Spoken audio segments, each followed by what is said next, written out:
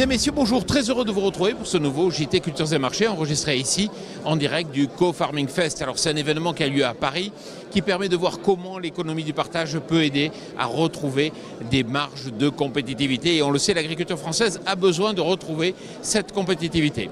Alors on va faire le point cette semaine sur les marchés avec Arthur Portier.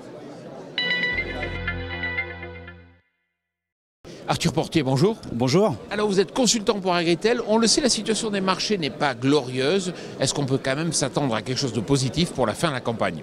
Alors c'est vrai, vous l'avez dit Jean-Paul, la situation des marchés est un petit peu terne aujourd'hui. Il y avait une lueur d'espoir qui était le rapport USDA. La lumière d'espoir est vite assombrie. Ce qu'on peut dire aujourd'hui, c'est qu'il y a des stocks au niveau mondial. On a des cultures qui se portent plutôt pas mal sur tout le globe. En plus de ça, on a un problème de compétitivité à l'export à cause de cet euro qui est très fort aujourd'hui, au-delà d'un 24 à l'heure où je vous parle. Ce qui est assez intéressant de noter également, c'est que la ferme France, c'est-à-dire les agriculteurs français, sont quand même peu avancés aujourd'hui dans les ventes. Ce qu'on craint aujourd'hui, évidemment, c'est que lorsque les agriculteurs vont appuyer sur le bouton pour vendre, c'est sûr que ça va faire pression sur les prix. Alors après, aujourd'hui, on peut se laisser à rêver d'un rebond, mais qui sera lié à un hasard climatique, à un incident climatique. Aujourd'hui, ça relève plus du casino que de la gestion du risque de prix. C'est pour ça que nous conseillons aux agriculteurs d'être suffisamment avancés dans les ventes des céréales aujourd'hui. Peut-on pour autant s'attendre à un incident climatique à l'échelle du globe ?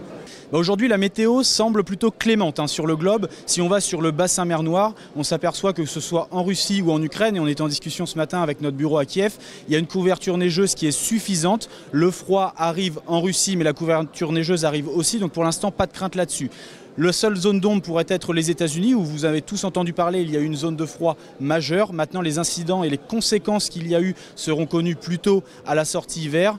Dernière zone d'ombre, l'Amérique du Sud, où il y a un temps trop sec en Argentine, ce qui pénalise un petit peu la levée des sojas. Et au Brésil, il y a un excès hydrique qui pénalise la récolte de soja. Donc ça soutient un petit peu le soja aujourd'hui à court terme. Maintenant, à long terme, gare à la production qui s'annonce quand même relativement élevée. Alors, dans le cadre de ce Co-Farming Fest, on parle beaucoup de gisement de compétitivité. Comment essayer d'aider l'agriculture à retrouver la compétitivité ? C'est vrai qu'on manque quand même de la compétitivité à l'export. Alors il y a deux choses, vous avez raison, en termes de compétitivité, il y a deux leviers. Il y a le levier sur nos exploitations, et je pense que si on est ici aujourd'hui au co-farming, c'est qu'il y a des choses qui sont possibles, notamment sur les charges de mécanisation. On en a entendu parler avec WeFarmUp ce matin, le partage un petit peu de matériel qui pourra faire baisser nos coûts de production sur l'exploitation. Maintenant, je vais mettre un petit peu en alerte tous ceux qui disent le coût de production, il faut baisser le coût de production sur nos exploitations. Le problème de compétitivité aujourd'hui vient essentiellement de la dévaluation de nos monnaies. Il faut savoir que depuis 2007, l'euro a baissé et s'est dévalué face au dollar de seulement 8%, quand la grivna ukrainienne ou le peso argentin ont dévalué de plus de 80%. Le rouble russe, c'est plus de 50%. Donc aujourd'hui, il y a une réelle perte de compétitivité à l'export, mais qui est en grande partie liée à cette dévaluation monétaire qui peine aujourd'hui sur nos exports et qui nous font voir que l'on est en retard dans nos exportations, notamment vers les pays tiers. Le blé français aujourd'hui, c'est 202 $ la tonne FOB, quand le blé russe, c'est aux alentours de 193 $ la tonne FOB. Donc ce risque de compétitivité existe réellement aujourd'hui. Mais Arthur Portier, est-ce qu'il y a quand même une production qui tire son épingle du jeu ? Aujourd'hui, il y a un produit qui est l'orge, l'orge fourragère. On s'aperçoit qu'il y a quand même une bonne demande. Alors l'orge fourragère, c'est vrai que notre analyse fondamentale le voyait depuis un certain temps. C'est plutôt un retour à une tendance long terme avec de nouveaux achats de la part de la Chine et de l'Arabie Saoudite qui viennent chercher de la marchandise française. Donc ça, c'est un bon signe sur lequel on a mis en alerte nos opérateurs il y a quelques temps maintenant.